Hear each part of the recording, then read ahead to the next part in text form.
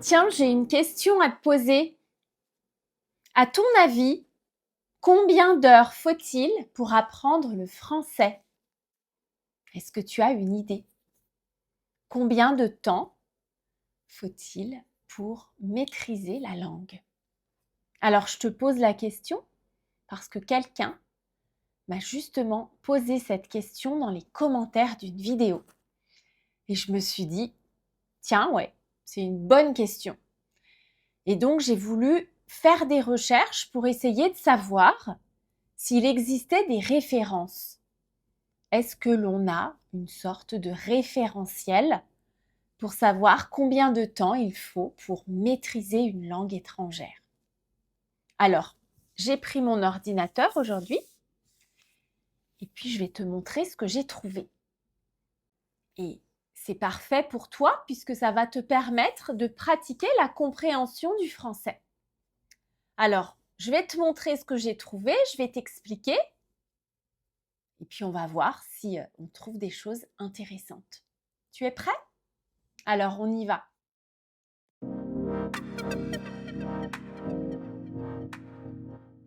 Alors, tu sais que cette question, elle n'est pas facile parce qu'on est tous dans des situations différentes. Et pour moi, bien sûr, la question principale, c'est quelle est ta langue maternelle? Est-ce que ta langue maternelle est proche du français? Ou bien est-ce que ta langue maternelle est éloignée du français? Et ça, comme tu peux l'imaginer, ça va vraiment jouer. Ça veut dire que ça va vraiment faire une différence. Et puis, il y a d'autres choses aussi qui vont jouer. Parce que quand on apprend une langue, on n'a pas tous les mêmes facilités. Il y a des gens qui vont apprendre plus vite que d'autres. Il y a des gens qui ont besoin d'un professeur. Et puis, il y a des gens qui arrivent à apprendre tout seuls. Donc, tout ça, évidemment, ça ne donne pas les mêmes résultats.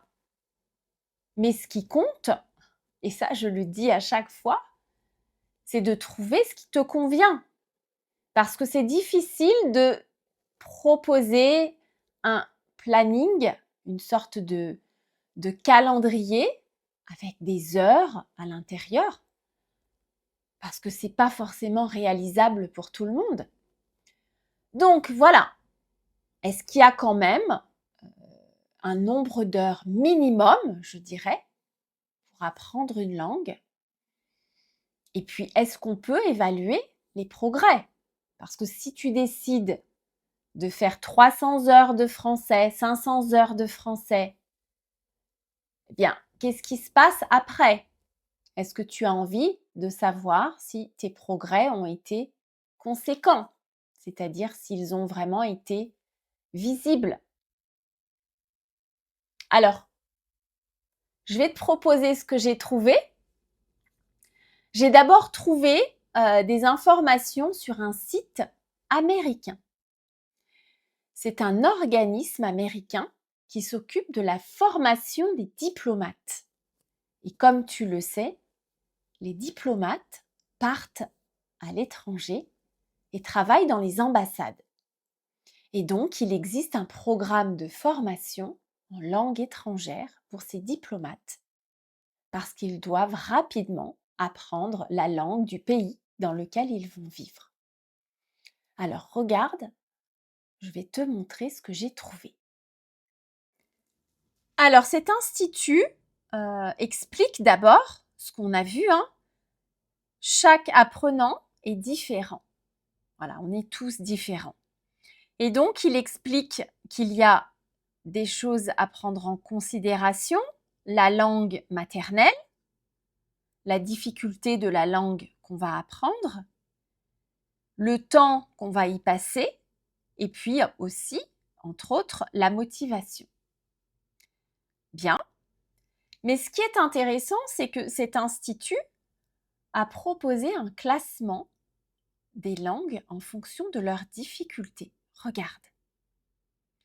Il estime qu'il y a des langues plus faciles à apprendre l'espagnol, le portugais, le français, l'italien, le roumain,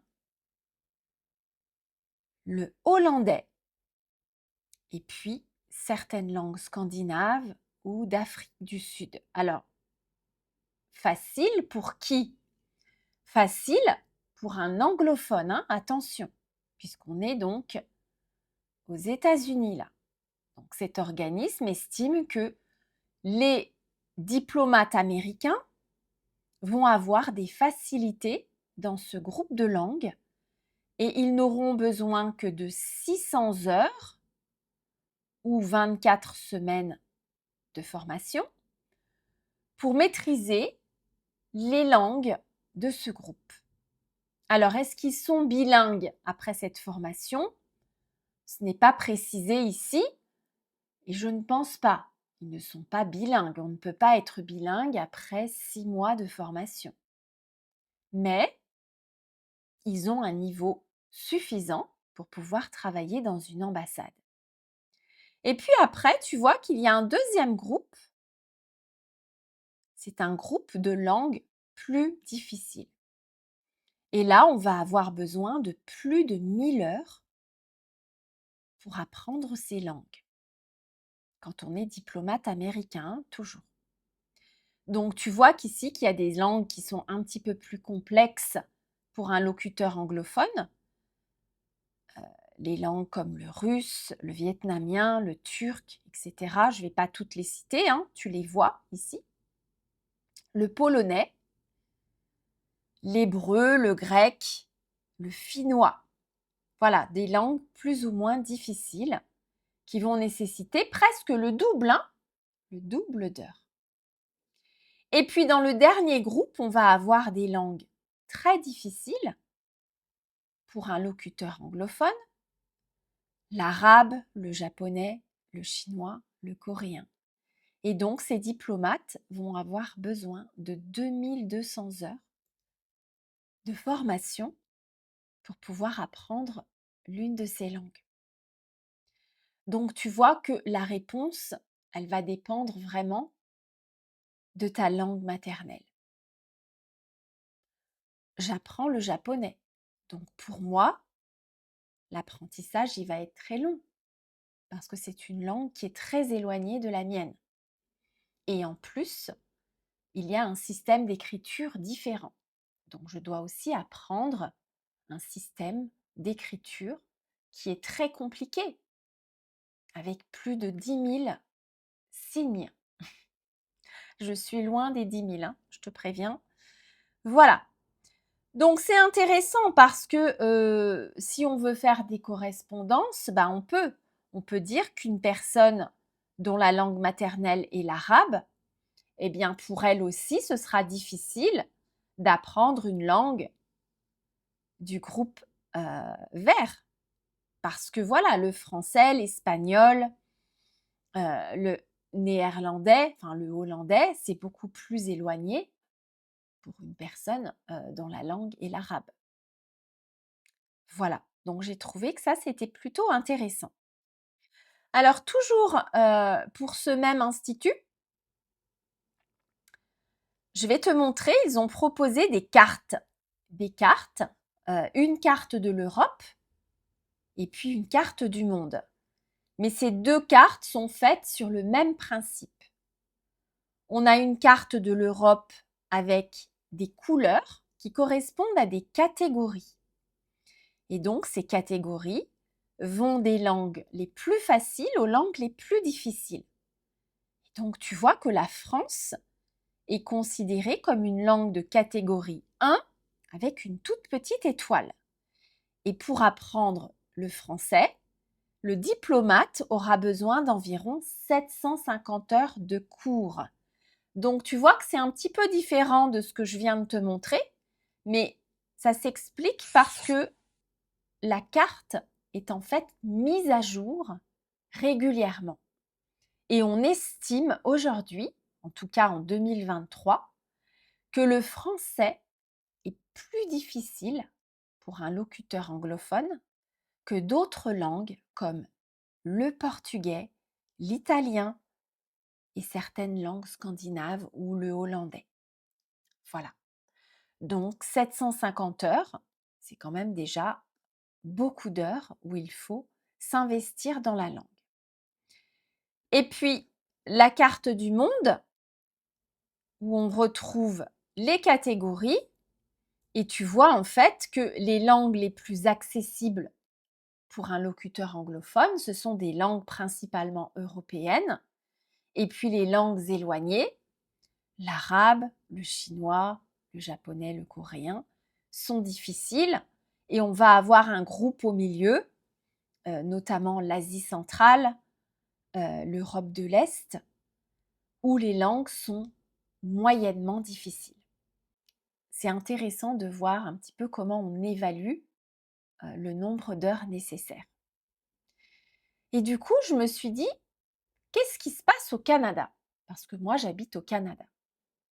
Et donc, je me suis renseignée et j'ai vu en fait que les diplomates au Canada, ils apprennent l'une des deux langues officielles, le français ou l'anglais. Et ça, c'est indispensable quand on est diplomate. Et il existe un programme de formation pour ces diplomates qui va nécessiter environ 2000 heures. 2000 heures de formation, soit pour l'anglais, soit pour le français. Donc tu vois que c'est quand même beaucoup, beaucoup d'heures. Et puis pour terminer, j'ai aussi regardé ce qu'on pouvait trouver en France, puisque tu apprends le français. Alors, est-ce qu'il existe des données en France qui pourraient expliquer ou qui pourraient te donner une indication sur le nombre d'heures? Eh bien, en fait, j'ai trouvé le détail de la formation qui prépare au DELF et au DALF. Je pense que tu connais ces deux examens. Ce sont des examens qui servent à évaluer tes aptitudes dans la langue française. Ils sont basés sur les niveaux du cadre européen. Tu sais qu'il existe 6 niveaux, A1, A2, B1, B2, C1 et C2.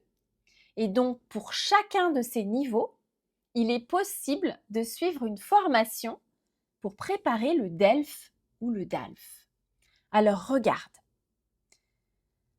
On voit ici que pour chaque niveau, on va recommander un nombre d'heures de formation. Et j'ai fait le total. Si tu veux suivre une formation complète pour atteindre le niveau C2, eh bien, il faudra que tu passes à peu près 1000 à 1300 heures à étudier le français. Voilà. Donc, est-ce que ça te paraît beaucoup? Est-ce que ça te paraît possible? Est-ce que ça te paraît normal? C'est à toi de calculer. Si tu veux faire cela en 1 an, en 2 ans, en 5 ans, bah, ton programme il sera différent. Mais j'aimerais quand même te donner mon avis sur les formules qui sont proposées. Parce que tu vois, les diplomates, ils doivent apprendre rapidement. Ils ne peuvent pas attendre 5 ans. Donc, ils vont suivre les programmes intensifs. Et dans un programme intensif, eh ben oui, tu apprends vite. Mais le problème, c'est que tu n'as pas le temps d'intégrer les concepts, tu n'as pas le temps de pratiquer la langue. Ça va trop vite. Et tu vois, j'ai préparé une personne à l'examen au Canada. Elle devait passer l'examen de français. Et elle a passé 1 an à faire la formation intensive. Donc, je pense qu'elle était proche des 2000 heures. Est-ce que cette personne est devenue bilingue?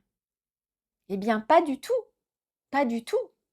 Parce qu'on devient bilingue avec le temps, avec la pratique, même si on a appris de façon intensive.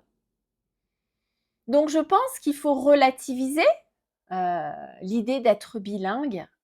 C'est quelque chose qui est tout à fait possible, mais ça prend du temps. Voilà. Donc, une formule intensive, Ben, elle a des avantages, mais elle a aussi des inconvénients. Et pour moi, l'inconvénient majeur, c'est qu'on n'a pas du tout le temps d'utiliser ce qu'on a appris. Et donc ça, c'est quelque chose qui vient plus tard. Et puis l'autre formule, c'est quand on apprend une langue doucement, et ben ça va pas vite, ça c'est sûr. Et puis si c'est trop espacé dans le temps, et ben on a tendance à oublier. Moi, j'ai eu beaucoup d'élèves dans les alliances françaises où j'ai travaillé. Eh bien, il y en a qui oubliaient. D'une semaine à l'autre, ils avaient oublié ce qu'on avait appris. Parce qu'en fait, entre les cours, quand on prend des cours, bah, il faut faire des choses. Il faut entretenir ce qu'on a appris. Et tout ça, ce sont des heures qui se rajoutent. Alors, combien d'heures est-ce qu'il faut pour apprendre le français?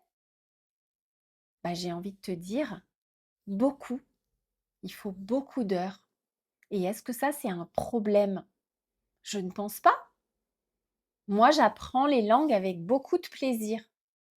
Donc voilà, ça ne me dérange pas. Peut-être que toi, tu as un objectif dans le temps. Mais sinon, bah, c'est à toi de voir les heures que tu veux consacrer au français.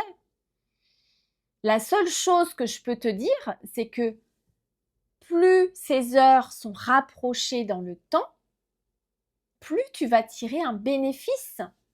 Parce que quand tu écoutes du français, si tu écoutes 10 minutes par jour, bah c'est bien, tu as une petite régularité. Mais si tu écoutes du français 2 heures par jour, bah forcément, ça va aller plus vite. Mais en fait, tu auras passé beaucoup plus de temps. Donc voilà, pour moi, ce facteur temps, on aime bien les chiffres, on aime bien quantifier, on aime bien savoir. Voilà, dans 1000 heures, j'aurai le niveau B2. Mais en fait, c'est pas vraiment ça qui est important. Ce qui est important, c'est d'accumuler des choses dans notre tête et de nourrir notre cerveau. Parce que c'est lui qui travaille, c'est lui qui fait le job. J'aime bien cette expression, faire le job. Donc voilà, j'ai pas de réponse à te donner, mais au moins tu as vu que les formations qui sont proposées, voilà, elles vont avoir une certaine durée.